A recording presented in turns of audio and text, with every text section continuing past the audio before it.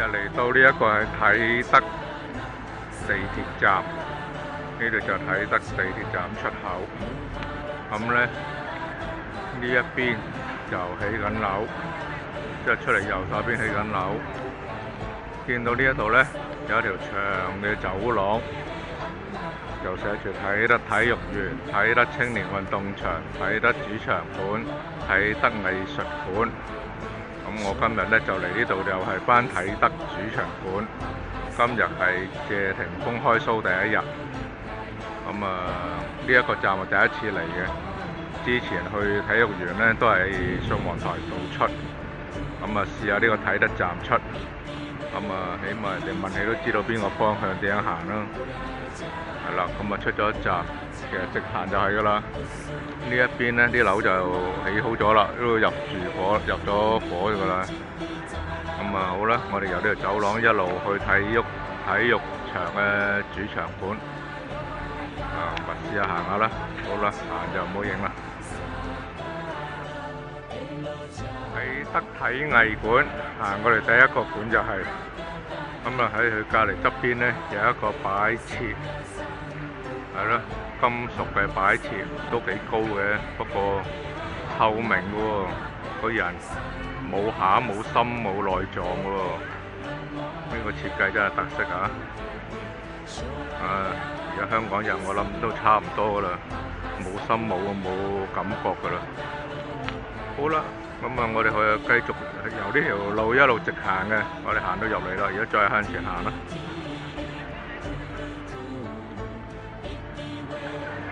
今日係做主場館嘅入口安檢，最唔中意做嘅安檢，竟然今日走唔甩啦，埋個位，都唔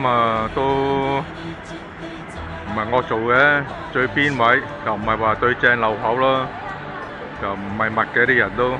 不過而家啦，真係人多咗啦，比之前啱啱放嗰陣時。而家幾點啊？而家係6點幾啦，差唔多啦。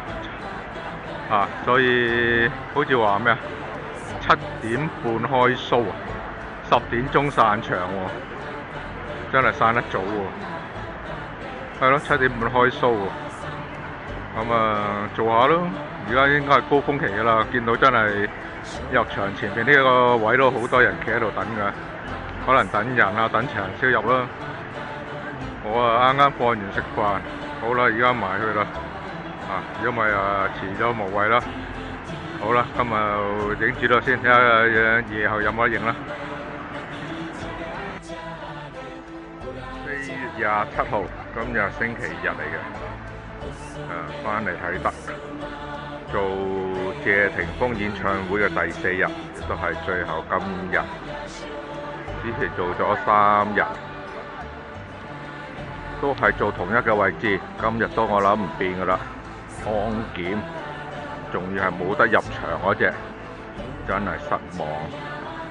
係咯，如果早知冇得入場，真係未必有人會做咯。聽之前跟同事講，之前入鬼佬 show 咧都係冇得入場啊，全部做安檢啊。所以如果大眾再係冇得入場，淨係做呢啲安檢，我諗都一來開得人少咯，二來都冇乜人肯做噶啦。咪咯，做安檢邊個想做啊？好啦，唔緊要啦，做咗3日啦，做埋今日啦，點都好啦。下次再講啦，做唔做就好啦。而家都差唔多2點啦，入去簽到啦。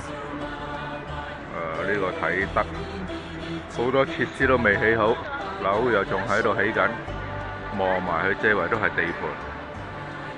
但係如果起好咗，佢應該幾好嘅呢個規劃，好多活動空間，所以呢啲樓都有投資價值嘅應該。有節目啊，人來人往啦。冇節目嗰陣時，唔知會點呢？呢度係啦，即係有節目嗰陣時，真係人來人往㗎都。OK 㗎。係啊嗱，好啦，入去啦，唔影啦，做埋今日啦，3日都做咗啦，唔爭再做多一日。呢遛狗啊，係啊，所以呢度空間係好多㗎。不過平日會唔會真係好冷清就唔知咯。啊，今日禮拜又係謝霆鋒嘅最後一日演唱會，應該正路嚟講係高潮㗎，即係人多啦，唔係話咩嘅。我哋都冇得入場，都感受唔到啲氣氛㗎啦。好，唔講咁多，入場簽到，唔係入場睇啊，入場簽到，等開工。收工，4日工作完成，而家行去啟德站。呢度就係啟德體藝館啦。呢啲係嗰啲零售館啊，啟德零售館啊。由沙過嚟邊，不過未行過，講真。係咯，淨係返工放工咁啊，經過嘅啫。呢條大直路咧，就行去就係啟德站啦。環境係幾好嘅，唔好講環境啦，講返工作環境先。4日都做安檢，跟住個 IC 十下，熱心到四圍去幫人，搞到我哋都俾人點到兩頭嚟。不過算啦，做嘢啫。收到了，下次嗰個5月天，仲有個唔知咩敬軒係嘛，都喺啟德呢度開 show，係5月份嘅。大眾啊叫我哋猛咁啊預早報名啊，優先開工啊。我都唔會做噶啦，因為係完全冇得入場啊，大失所望。係咯，諗住入下場望下個舞台都好啊，原來冇得入㗎我哋。所以就暫時都唔好諗佢啦，啟德擺低佢先啦。